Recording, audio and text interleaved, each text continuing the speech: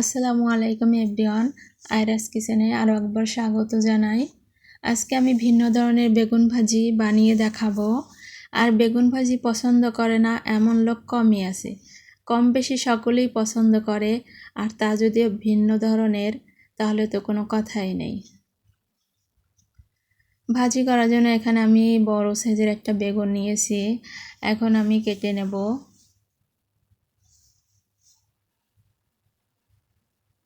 আমি দুই পাশে রেখে মাঝের বেগুনগুলো ভাজি করার জন্য নেব। আর বেগুন এমনভাবে কাটবো যে খুব বেশি মোটা হবে না, আবার পাতলাও হবে না। আমি এরকম করে কেটে নিয়েছি। এখন আমি ধুয়ে নেব। পানিতে দিয়ে দিলাম একটু করে লবণ।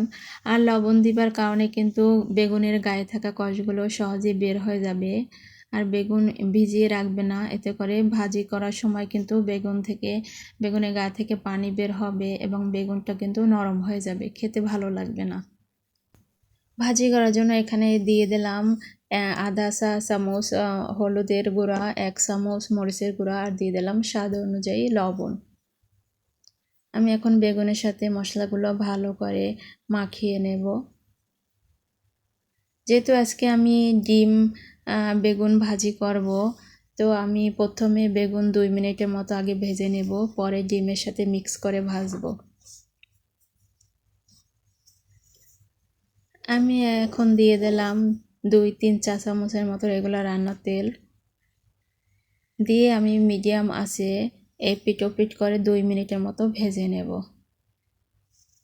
এতে করে কিন্তু বেগুনটা খেতে বেশি স্বাদ হবে, যেহেতু হলুদ মরিচ দেওয়া এবং সেটা বেগুনের সাথে ভালোভাবে লেগে যাবে। এরপর যদি ডিমের মিশ্রণ দিয়ে আবারও ভাজি করেন তাহলে খেতে অসম্ভব মজা হবে।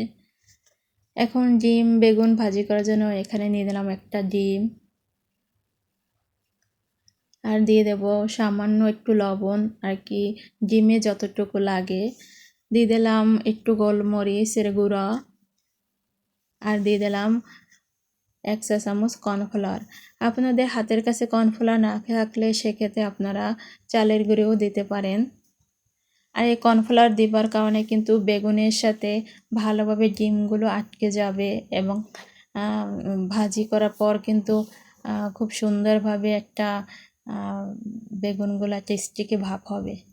আমি ডিমের সাথে ভালোভাবে বেগুনগুলো মাখিয়ে নিয়ে এখন ভেজে নেব। ডিম ভাজতে কিন্তু বেশি তেল লাগে না, অল্প তেলেই হয়ে যায়।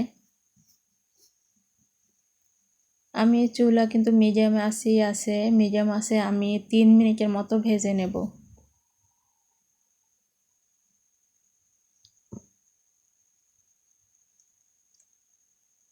এভাবে বেগুন ভাজি করে কাউকে খাওয়ালে আপনার কাছে কিন্তু এই রেসিপি জানতে চাইবে এবং খেতে এতটাই মজার হয় যে খেয়ে আপনার প্রশংসা করবে। আর বেগুন ভাজি খাবো সাথে শুকনো মরিচ খাবো না তা হয়, আমি একটু করে শুকনো মরিচ টেলে নিলাম 4-5টার মতো। এই তো হয়ে গেছে আমার বেগুন ভাজি।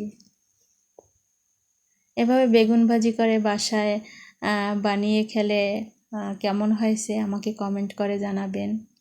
আমার রেসিপি ভালো লাগলে একটা লাইক ও সাবস্ক্রাইব করে পাশে থাকবেন।